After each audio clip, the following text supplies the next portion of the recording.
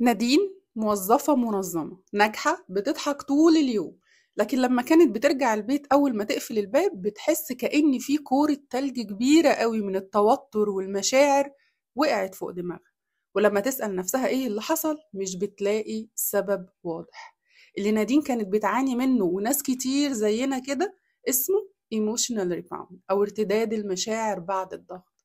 ساكتة تعبانة كأن كل حاجة جوه دماغها مطفية، ولو حد سألها تعبانة ليه مش هتعرف ترد لأن هي أصلا مش عارفة وما عندهاش إجابة.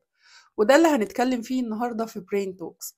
ليه بنرجع من الشغل مطفيين وإزاي نخرج من الدوامة دي خطوة بخطوة. وتعالوا نشوف نادين غيرت ده إزاي. السلام عليكم. لو أول مرة في القناة، أنا زينة فرج، برين هيلث كوتش، وكوتش وعندي ADHD. مهمتي إني أساعدك تفهمي دماغك وتتصالحي مع طاقتك علشان نعيش حياة أريح أنعم من غير جلد ذات ولا مقارنة. في فضفاض الدماغ بنتكلم عن المخ، المشاعر، التركيز، العلاقات النفسية، بس بأسلوب مبسط وقريب من القلب قوي قوي قوي. ولاني مريت زيك باللحظات دي فانا هنا علشان اساعدك تبني حياة فيها فهم وهدوء، تبدأ من دماغك تكبر جواكي وتوصلك للي انت محتاجاه. تعالوا نرجع لنادين. ايه اللي بيحصل في دماغ نادين؟ طول اليوم دماغها بيبقى في وضع البقاء survival مود طول الوقت. بتكبت مشاعرها، بتنظم السرفايفل مود اللي هي فيه بيشغلها علشان تقدر تكمل اليوم. تهلك جهد كبير جدا من البري فرونتال كورتكس، المنطقة الأمامية من الدماغ، ويخليها مجهدة. أول ما بتوصل منطقة الأمان اللي هي البيت، الدماغ بيفك الحصار ويبتدي يطلع المشاعر اللي اتخزنت طول اليوم، فتنهار، تتعصب، تحس بفراغ، أو تبقى حساسة جدا، أو تسكت خالص ما تتكلمش وما بتبقاش قادرة تتكلم. مش لأنها ضعيفة، لكن لأن دماغها أخيرا حس إنه يقدر ينهار بقى. طب نادين إزاي غيرت ده وبدأت يبقى عندها طاقة بعد ما ترجع من الشغل؟ إزاي نادين عملت كده؟ تعالوا نشوف إيه الخمس خطوات اللي نادين عملتهم علشان تغير اللي بيحصل ده خالص. طيب نادين إزاي غيرت ده وبدأت يبقى عندها طاقة بعد ما ترجع من الشغل؟ نادين عملت 5 خطوات، تعالوا نشوف إيه هم. أول حاجة عملت ترانزيشن تايم 10 دقايق بس بعد ما توصل، من غير تواصل من غير مهام، تروح داخلة كده واخدة شاور، تقعد شوية من غير ما تتكلم. وده بيسمح للمشاعر تطلع في هدوء وتاخد وقتها وما تنفجرش زي الإعصار مرة واحدة.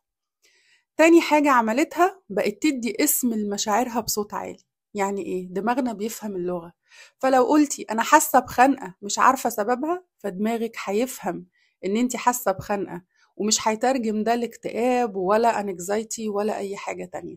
دماغنا بيفهم لما بنتكلم على فكرة، وده بيخفف الحمل الداخلي بنسبة 30%. على فكرة يبان كلام نظري، بس نادين اتفاجئت جدا لما عملت ده ولقت نفسها أهدى. تالت حاجة نادين عملتها، مارست حاجة حسية أو جسمانية. يعني إيه؟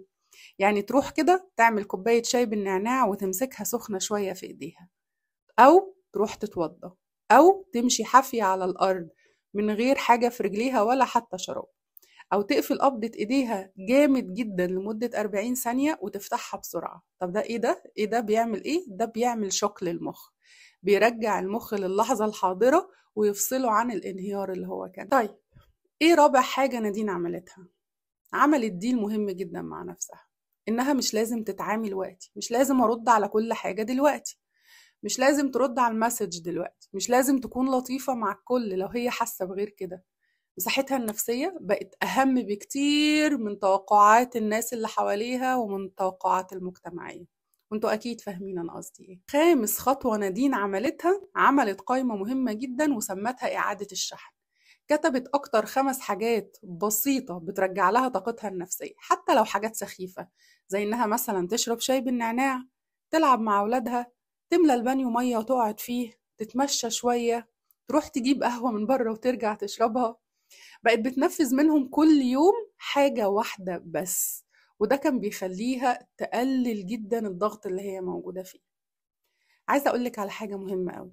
اللي بيحصل لما تدخلي البيت وتنهاري مش ضعف ومش دراما، دي دماغك وأخيرا بتبقى حست بالأمان جوه البيت وبدأت تطلب. عرفتي تدي لدماغك مساحتها دي، هتلاقي نفسك بتهدي، بتفهمي نفسك، وبتتصرفي بحب بدل جلد. احنا مش محتاجين نجلد نفسنا على فكرة، احنا مش محتاجين نكون بيرفكت، احنا محتاجين نكون حقيقيين بني ادمين، لان احنا اصلا بني ادمين. طيب قوليلي في الكومنت، ايه اكتر لحظة بتنهاري فيها رغم انك طول اليوم كنتي تمام؟ اشتركوا في القناة، فعلوا الجرس، وشاركوا الحلقة مع اصحابكم اللي محتاجين يسمعوا الكلام ده دلوقتي. سلام.